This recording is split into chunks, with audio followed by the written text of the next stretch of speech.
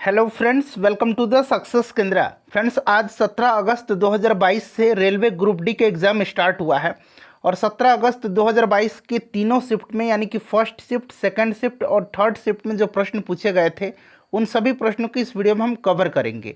तो फ्रेंड्स, अगर आपका आगामी शिफ्ट में पेपर है या फिर आपका फेज़ 2 में पेपर है, फेज़ 3 में पेपर है और आने वाले जितने भी फेज़ होंगे उनमें अगर आपका पेपर है तो वीडियो को ध्यानपूर्वक देखिएगा। देखिए फ्रेंड्स, बिल्कुल 100% यह रियल क्वेश्चन है जो कैंडिडेट के द्वारा बताए गए हैं, वही क्वेश्चन मैं आपको करवा रहा हूं। तो चलिए शुरू करते हैं। पहले वीडियो को प्लीज़ लाइक कर दीजिएगा। देखिए, पहला प्रश्न है और ये जो प्रश्न है यह शिफ्ट 3 में पूछा गया था, यानी कि थर्ड शिफ्ट जो हुआ था उसमें यह प्रश्न पूछा गया था कि अवनी लेखरा को 2022 में कौन सा पुरस्कार दिया गया था। तो देखिए, अवनी लेखरा को जो है पद्मश्री दिया गया है। ध्यान रखना, अवनी लेखरा को पद्मश्री दिया गया है। अवनी लेखरा राजस्थान की हैं, यह भी आपको ध्यान रखना है। कहाँ की हैं यह? तो यह राजस्थान की हैं अवनी लेखरा। ठीक है, चलिए, थर्ड शिफ्ट में पूछा गया था 17 अगस्त 2022 को। जो लोग एग्ज़ाम दे करके आए हैं वो लोग एक्चुअल क्वेश्चन बताइएगा। दरअसल क्या है ना कि क्वेश्चन का लैंग्वेज में थोड़ा सा चेंजिंग हो सकता है। ठीक है, तो ये शायद पूछा गया था कि अवनी लेखरा को 2022 में कौन सा पुरस्कार दिया गया था, तो पद्मश्री दिया गया था। उसके बाद देखिए, पूछा गया है कि राजीव गांधी खेल रत्न पुरस्कार का नाम बदल करके मेजर ध्यानचंद खेल रत्न पुरस्कार कब किया गया था। तो फ्रेंड्स, यह 2021 में किया गया था। ठीक है, पहले इसका नाम था राजीव गांधी खेल रत्न पुरस्कार और यह भारत का सर्वोच्च खेल अवार्ड था और इसका नाम बदल करके अब मेजर ध्यानचंद खेल रत्न पुरस्कार या खेल रत्न अवार्ड कर दिया गया है। उसके बाद देखिए, पूछा गया था कि एड्स का फुल फॉर्म क्या होता है। तो एड्स जो होता है यह वायरस से होता है। ठीक है, HIV नामक वायरस जो होता है इसी से होता है और इसका फुल फॉर्म होता है एक्वायर्ड इम्यून डिफिशियंसी सिंड्रोम, याद रखिएगा। चलिए, उसके बाद देखिएगा कि डॉक्टर वी अनंत नागेश्वरन वर्तमान चीफ इकोनॉमिक एडवाइज़र हैं। ठीक है, यानी कि यह वर्तमान में मुख्य आर्थिक सलाहकार हैं। कौन? तो डॉक्टर वी अनंत नागेश्वरन।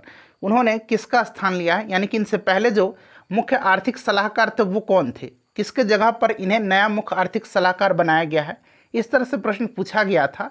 तो ये हो जाएगा कृष्णमूर्ति सुब्रमण्यम का स्थान पर ये नए चीफ इकोनॉमिक एडवाइज़र बने हैं। उसके बाद देखिए, अगला प्रश्न पूछा गया था कि बाल साहित्य अकादमी पुरस्कार कितनी भाषाओं में जो है दिया जाता है। तो यह जो दिया जाता है 22 भाषाओं में दिया जाता है। ठीक है, याद रखेंगे 22 भाषाओं में बाल साहित्य अकादमी पुरस्कार दिया जाता है। फ्रेंड्स, अगर आपने एग्ज़ाम दिया है तो सच में कमेंट करके बताइएगा कि क्या प्रश्न आपके शिफ्ट में थे। ठीक है, चलिए देखिए, 2021 विश्व कुश्ती चैंपियनशिप में सबसे पहले रजत पदक किसने जीता था। देखिए, अंशु मलिक से संबंधित प्रश्न पूछा गया था। विश्व कुश्ती चैंपियनशिप में अंशु मलिक पहली भारतीय रेसलर हैं जिन्होंने रजत पदक जीता है। तो क्वेश्चन इसी प्रकार का था, लगभग इसी प्रकार का था। अंशु मलिक से संबंधित पूछा गया था कि विश्व कुश्ती चैंपियनशिप 2021 में रजत पदक किसने जीता था। तो यह अंशु मलिक। ठीक है, चलिए यहाँ पर देखिएगा, अंशु मलिक एक भारतीय फ्री स्टाइल पहलवान है। उन्होंने ओस्लो नॉर्वे में आयोजित 2021 विश्व कुश्ती चैंपियनशिप में महिलाओं की 57 किलोग्राम स्पर्धा में रजत पदक जीता और वह महिला वर्ग में विश्व चैंपियनशिप में रजत पदक जीतने वाली पहली भारतीय महिला पहलवान हैं। ठीक है, यही क्वेश्चन पूछा गया था। चलिए, अगला प्रश्न पूछा गया है कि राष्ट्रपति का आपात अधिकार से संबंधित निम्नलिखित में से कौन सा अनुच्छेद नहीं है। तो देखिए, 352, 356 और 360 ये तीन जो है आपातकालीन संबंधी अनुच्छेद हैं। 352 राष्ट्रीय आपातकाल, 356 जो है यह राज्यों में राज्यपाल का जो शासन होता है राष्ट्रपति शासन, और 360 वित्तीय आपातकाल। ऑप्शन में 358 दिया गया था, यह संबंधित नहीं है, नहीं पूछा गया था। ठीक है, चलिए उसके बाद देखिए, नेक्स्ट पूछा गया था कि भारत में पंचायती राज व्यवस्था जो है सबसे पहले किस राज्य में शुरू की गई थी। तो देखिए, 1959 में राजस्थान के नागौर जिले में तत्कालीन जो प्रधानमंत्री थे पंडित जवाहरलाल नेहरू, इन्हीं के द्वारा शुरू की गई थी। 2 अक्टूबर 1959, नागौर, राजस्थान। दूसरा अगर राज्य पूछेगा तो आंध्र प्रदेश होगा, ध्यान रखिएगा। उसके बाद देखिए, पीरियडिक टेबल से क्वेश्चन पूछे गए थे और फ्रेंड्स इजी टू मॉडरेट जो है लेवल है। साइंस थोड़ा सा टफ है, थोड़ा सा साइंस में मेहनत करने की आप लोगों को ज़रूरत है। ठीक है, चलिए थोड़ा बेसिक जिनका ठीक होगा साइंस उनका अच्छा जाएगा। न्यूलैंड का पीरियडिक टेबल का पहला और आखिरी तत्व। तो देखिए, न्यूलैंड के समय ज्ञात तत्वों की संख्या 56 थी। उन्होंने वर्गीकरण में सबसे कम परमाणु द्रव्यमान वाले तत्व हाइड्रोजन से शुरू करके वर्गीकरण को थोरियम पर समाप्त किया है। ठीक है, तो यह पहला हाइड्रोजन और लास्ट थोरियम। और प्रत्येक 8वें तत्व का गुणधर्म पहले तत्व के समान है। ये वाला जरा आप ध्यान से इसको पढ़िएगा, ठीक है। चलिए देखिए, प्रकाश संश्लेषण रिएक्शन पूछा गया था, तो ये जो है फोटोसिंथेसिस का रिएक्शन है।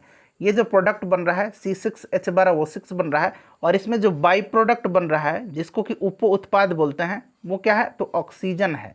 तो बाई प्रोडक्ट याद रखना है आपको, बाई प्रोडक्ट क्या है, तो ऑक्सीजन है। चलो उसके बाद देखिएगा कि ये वाला शायद पूछा गया था या फिर ये वाला त्यौहार पूछा गया था, चक हाव त्यौहार पूछा गया था या चेरो लोकनृत्य पूछा गया था, जरा आप कमेंट करके बताइएगा, ठीक है। एक लोकनृत्य भी शायद पूछा गया था और ये वाला चक हाव त्यौहार भी शायद पूछा गया था। दोनों में कन्फ्यूज़न है, कुछ लोग नाम एक्चुअली क्लियर नहीं है, थोड़ा सा टेढ़ा नाम है ना, इसलिए कैंडिडेट्स को याद नहीं आ रहा है। तो शायद चकहाव पूछा गया था। यह त्यौहार जो है मिजोरम का त्यौहार है, और चेरो लोक नृत्य जो है यह भी मिजोरम का है। कोई नहीं, आप ध्यान रखेंगे, आपके लिए हो सकता है नया प्रश्न हो। चलिए आगे बढ़ेंगे। नेक्स्ट है कि पेरियार नदी किस राज्य में बहती है। अब कहीं कहीं जो है बताया जा रहा है कि पेरियार नदी किस राज्य से निकलती है, तो ये तमिलनाडु से निकलती है और बहती जो है यह केरल में बहती है, ठीक है। पूछा गया था कि योजना आयोग का प्रथम अध्यक्ष कौन था, तो ये पंडित जवाहरलाल नेहरू थे। योजना आयोग के प्रथम जो अध्यक्ष थे पंडित जवाहरलाल नेहरू थे, ठीक है। प्रधानमंत्री जो होते थे ये योजना आयोग के अध्यक्ष होते थे। अच्छा, योजना आयोग के स्थान पर अब नीति आयोग का जो है गठन किया गया है, national institution for transforming India. इसके भी अध्यक्ष भारत के प्रधानमंत्री होते हैं, और नीति आयोग के अगर पहला अध्यक्ष पूछा जाएगा तो प्रधानमंत्री नरेंद्र मोदी जी हैं। चलिए आगे बढ़ेंगे कि 8:45 पर घड़ी के घंटे और मिनट की सुई के बीच कौन सा कोण बनेगा। तो ये वाला प्रश्न पूछा गया था रीजनिंग का। आंसर अगर आपको पता होगा तो आंसर आप कमेंट करके आप लोग बताइएगा, ठीक है। चलिए उसके बाद पूछा गया था कि 2021 का द्रोणाचार्य पुरस्कार, और यह किस कैटेगरी में पूछा गया था। शायद मुक्केबाजी में पूछा गया था या फिर कबड्डी में पूछा गया था। अगर मुक्केबाजी पूछा गया था तो संध्या गुरुंग को दिया गया है। यहाँ पर देखिएगा एथलेटिक्स में दिया गया है राधा कृष्णन नैयर पी को, बॉक्सिंग में संध्या गुरुंग को, जैसे मैंने अभी यहाँ पर बताया आपको, हॉकी में प्रीतम शिवच को, पैरा शूटिंग में जयप्रकाश नौटियाल को, और टेबल टेनिस में जो है सुब्रमण्यम रमन को दिया गया है, ठीक है। चलिए उसके बाद देखिएगा वित्त आयोग किस अनुच्छेद के अंतर्गत आता है। तो वित्त आयोग जो है यह अनुच्छेद 280 में है। वित्त आयोग के गठन का अधिकार भारत के राष्ट्रपति के पास है। वर्तमान में जो है 15वां वित्त आयोग चल रहा है, और NK सिंह जो हैं इसके अध्यक्ष हैं 15वें वित्त आयोग के। पहले वित्त आयोग के अध्यक्ष जो थे ये KC नियोगी थे, यह भी आपको ध्यान रखना है, ठीक है। चलिए उसके बाद देखिए कि मौसिन राम किस पहाड़ी से संबंधित है। तो देखिए मौसिन राम जो है फ्रेंड्स यह कहाँ पर है, तो भारत के मेघालय राज्य के पूर्वी खासी हिल्स, तो खासी हिल्स पर जो है यह स्थित है, और यह राजधानी शिलोंग जो है यानी कि मेघालय की राजधानी शिलोंग, उससे यह लगभग 61 किलोमीटर दूर स्थित है, और भारत का सर्वाधिक वर्षा वाला क्षेत्र है। तो मौसिन राम जो है यह पूर्वी खासी हिल्स पर जो है स्थित एक बस्ती है। चलिए मेघालय की जनजाति भी पूछा गया था, तो गारो, खासी और जयंतिया, ये जनजाति जो है मेघालय में पाई जाती है। क्लोरीन का इलेक्ट्रॉनिक्स विन्यास पूछा गया था, तो क्लोरीन का जो एटॉमिक नंबर होता है ये 17 होता है। तो यहाँ पर देखिए 2, 8, 10 और 7, 17 ये जो होता है क्लोरीन का इलेक्ट्रॉनिक विन्यास होता है। तो अब ये विन्यास किस तरह से पूछा गया था ये पता नहीं चल पाया, ठीक है। चलिए उसके बाद एक इस तरह से प्रश्न पूछा गया था कि किसका परमाणु संख्या सबसे ज़्यादा है, और यहाँ पर देखिए ऑप्शन में जो भी दिया होगा परमाणु संख्या पूछा गया था कि ज़्यादा किसका है, इस तरह से एक प्रश्न पूछा गया था। तो मेरे ख्याल से हार्डली जो है एटॉमिक नंबर 30 के अंदर ही पूछा गया होगा, ठीक है फ्रेंड्स। चलिए उसके बाद देखिए कर्नाटक के मुख्यमंत्री का नाम पूछा गया था, शायद इस तरह से पूछा गया था उन्होंने किसी योजना का शुभारंभ किया था, वही पूछा गया था कि कौन से मतलब कर्नाटक के मुख्यमंत्री हैं जिन्होंने योजना शुरू किया है। तो ये बसवराज बोम्मई हैं, मतलब कर्नाटक के मुख्यमंत्री का नाम पूछा गया था, इतना श्योर है। उसके बाद देखिए अनुच्छेद 279A पूछा गया था, तो आर्टिकल 279A जो है ये GST परिषद से संबंधित है, ठीक है। चलिए उसके बाद देखिएगा आगे पूछा गया था कि सबसे ज़्यादा बेरोजगारी दर जो है यह किस राज्य में है। तो हरियाणा में जो है सबसे ज़्यादा 2022 का आंकड़ा है, हरियाणा में बेरोजगारी दर सबसे ज़्यादा है।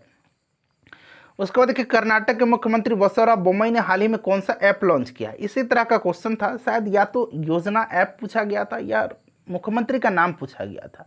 लेकिन अगर पूछा जाए तो रिसेंटली एक आयु योजना एक ऐप है, आयु ऐप, इसको इन्होंने लॉन्च किया है, तो ये भी आपको ध्यान रखना, हो सकता है पूछा जाए। और करंट अफेयर्स जो है ये 2021 और 2022 के पूछे जा रहे हैं, ठीक है। तो ये आपके लिए ऐसा नहीं कि ये घातक प्रश्न है और मैंने अगर गलत बता दिया है तो इससे आपको नुकसान होगा, ऐसा बिल्कुल नहीं है। कुछ नया आपने सीखा है। तो योजना का नाम रखकर पूछा गया था या फिर योजना का नाम पूछा गया था, इतना तो श्योर नहीं हो पाया हूँ मैं। उसके बाद देखिए हाइड्रा में जनन विधि पूछा गया था। तो सबसे पहले तो अलैंगिक जनन होता है और बर्डिंग यानी कि जो मुकुलन है इसके द्वारा, ठीक है। चलिए उसके बाद देखिए United Nation Development Programme UNDP द्वारा जारी मानव विकास सूचकांक में भारत का स्थान। तो भारत का स्थान जो है 131वां है, इसको भी आप ध्यान रखेंगे। जितने भी लेटेस्ट इंडेक्स हैं, सूचकांक हैं 2021 का और 2022 का, उसको एक नज़र देख करके आप लोग जाएंगे। उसके बाद देखिए पूछा गया था कि शिक्षा मंत्रालय और यूनिसेफ के सहयोग से महिला एवं बाल विकास मंत्रालय ने औपचारिक शिक्षा की तरफ किशोरियों को वापस स्कूल लाने के लिए किसका शुभारंभ किया है। तो ये कन्या शिक्षा प्रवेश उत्सव जो है इसकी शुरुआत की गई है। ये अच्छा क्वेश्चन है, इसीलिए पूछा गया था। इसी तरह का क्वेश्चन ज़्यादातर पूछे जाने की संभावना है। जैन धर्म में जीन का अर्थ क्या होता है। तो ये जीन जो होता है इसका मतलब विजेता होता है। पहली बार 1952 में राष्ट्रीय आय का गणना किसने किया था। तो 1952 में जो है सीएसओ ने किया था। उसके बाद देखिए नमक कानून तोड़ने के लिए 1930 में कौन सा आंदोलन हुआ था। अच्छा, डांडी मार्च भी था और सविनय अवज्ञा आंदोलन भी था। तो देख लीजिए कौन सा सही होगा। मेरे ख्याल से तो डांडी मार्च ही शुरू होगा। नमक कानून तोड़ करके फिर उन्होंने सविनय अवज्ञा आंदोलन स्टार्ट किया था गांधी जी ने। तो दोनों तो 1930 में ही हुआ था, लेकिन मेरे हिसाब से डांडी मार्च होना चाहिए। उसके बाद देखिए प्रथम लोकपाल कौन थे। तो लोकपाल अध्यक्ष पिनाकी चंद्र घोष यानी कि पीसी घोष थे। उसके बाद देखिए फोटोग्राफी में किस एलिमेंट का यूज़ किया जाता है, किस तत्व का यूज़ किया जाता है। तो सिल्वर ब्रोमाइड का, ठीक है, सिल्वर ब्रोमाइड का इस्तेमाल किया जाता है। और देखिए पानी ज़मीन के अंदर किस प्रक्रिया से जमता है। तो इसको इनफिल्ट्रेशन कहा जाता है। अगला प्रश्न पूछा गया था कि जिप्सम को गर्म करने पर क्या मिलता है।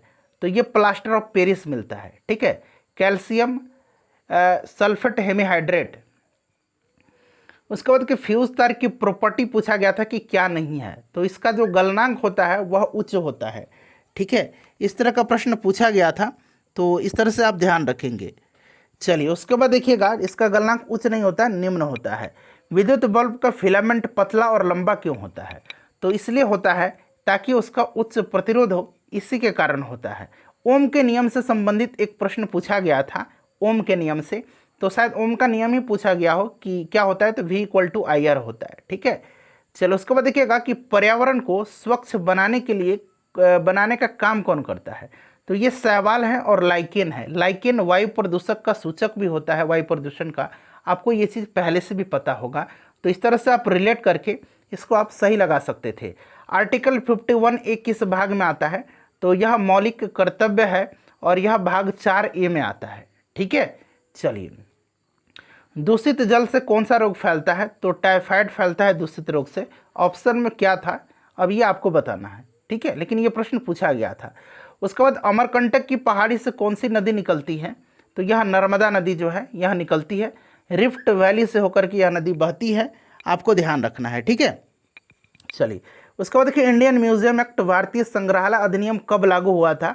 तो ये 1910 में जो है लागू हुआ था, भारतीय संग्रहालय अधिनियम, इंडियन म्यूजियम एक्ट।